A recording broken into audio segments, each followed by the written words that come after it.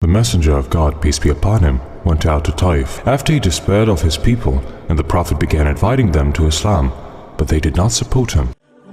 What do you want from us? Go away or we will kill you. They started throwing stones at him until blood bled from his honorable feet. So when the Messenger of God, peace be upon him, was reassured,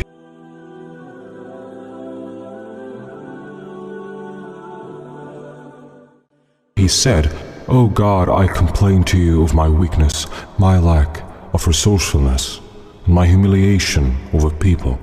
O most merciful, you are the Lord of the weak, my Lord, to whom you entrust me, to a faraway who frowns at me, or to an enemy who is in control of my command. If you do not have anger against me, I do not care, but your health is broader for me. God, I seek refuge in your face, for which darkness has risen, and the affairs of this world and the hereafter are set right. From your anger or your wrath descending upon me, I will repent to you until you are satisfied, and there is no power or strength except with God." And our Prophet Muhammad decided to leave Taif. So the Prophet, peace be upon him, went away while he was concerned. So the Prophet raised his head, and behold, a cloud had shaded him. نعلم إنه ليحزنك الذي يقولون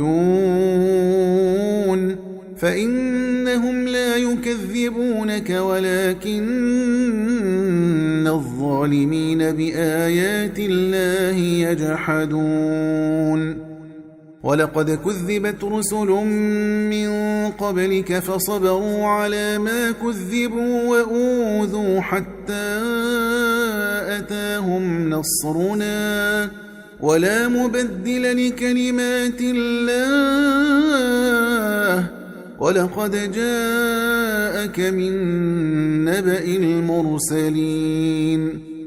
He looked. Then Gabriel was in it. He called to him and said, "God has heard what your people said to you, and what they replied to you. And God has sent the angel of the mountains to you to order him to do whatever you want about them." So the angel of the mountains called him and greeted him. Then he said, "O Muhammad, what is it that you want? If you wanted me to close the two mountains on them, I would do." So the Prophet of Mercy, may God bless him and grant him peace, said, I hope that God Almighty will bring forth from their loins those who worship God Almighty alone and do not associate anyone with Him. While the Prophet, peace be upon him, was returning from Taif to Mecca, he prayed in the dead of the night, and a group of jinn passed by him. So they listened to him. And when the Prophet became free from his prayer, they all embraced Islam and started believing in the Prophet, and returned to their people, warning them. Then the saying of God Almighty came down, and when we sent to you a group of jinn listening to the Quran. وَإِذْ صَرَفْنَا إِلَيْكَ نَفَرًا مِّنَ الْجِنِّ يَسْتَمِعُونَ الْقُرْآنَ فَلَمَّا حَضَرُوهُ قَالُوا أَنصِتُوا فَلَمَّا قُضِيَ وَلَّوْا إِلَى قَوْمِهِمْ مُنذِرِينَ. The Prophet, peace be upon him, suffered with his people to the extent that the companions were waiting for victory and empowerment, and wondering when that would happen. Khabbab ibn al-Arat went to the Prophet, may God bless him and grant him peace, in the Kaaba to complain about the oppression of the Quraysh. O Messenger of Allah, why do you not pray to God? So the Prophet, peace be upon him, sat with his face red and said that there was in the nations before you to come a man with an iron comb, what is below his bones of flesh and nerves, so that doesn't distract him from his religion. And Allah will complete this call up to that a passenger will travel from Sana'a to Hazramaut, and he will not be afraid just from God and from flocks of his sheeps, but you people are in hurry. And this is Abu Dhahr al-Ghaffari, when he heard about the Messenger of God, peace be upon him, and wanted to know what he had brought.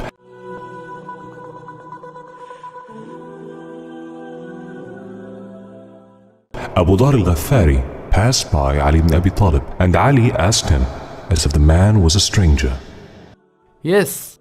Ali said, "What is your matter, and what bring you to this town?" If you put my secret, I will tell you. Ali said, "I do." We were informed that a man came out here claiming to be a prophet. So I sent my brother to speak to him and he came back, but he didn't satisfy me. So I wanted to meet him. Offer me Islam. When the Prophet, peace be upon him, presented Islam to Abu Dhar, he embraced Islam. I bear witness that there is no God but Allah and that Muhammad is the messenger of Allah. And I swear by who sent you with the truth, I will shout it out in front of them. And he went out to announce it in front of all the people.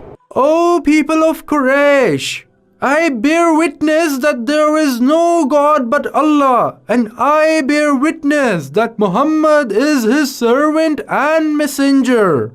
How is that? Go to this renegade and kill him. So they stand to him and beat him until he almost died. So Al-Abbas and Ali rescued him. Al-Abbas said to him, "Woe to you! Will you kill a man from Ghaffar and your business and your road on Ghaffar Valley?" So they left him. After all the ordeals the Prophet, peace be upon him, went through, there was a reward awaiting the Prophet, a reward he did not expect, which was the journey of the Isra and Mi'raj. This blessed journey was a relief to the Prophet, peace be upon him, and to relieve him of what the Beloved had met from the people of Mecca and the people of Taif, and for his amusement after the death of Abu Talib and Mrs. Khadija. Gabriel came to him in the house of Hani bint Abi Talib on the 27th of Rajab of the 8th year of the prophethood, and Abdullah bin Mas'ud, according to what I heard from him, said, "The Messenger of God, peace be upon him, came with Al-Buraq. Al-Buraq is the animal that was carried by the prophets before him. It puts its half at the end of its end."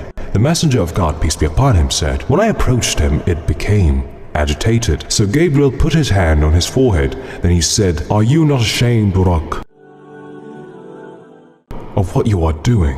By God, no servant of God rode you before Muhammad that was more honorable than him.' He spoke, so it was ashamed until it poured sweat. Then it became silent until I rode him."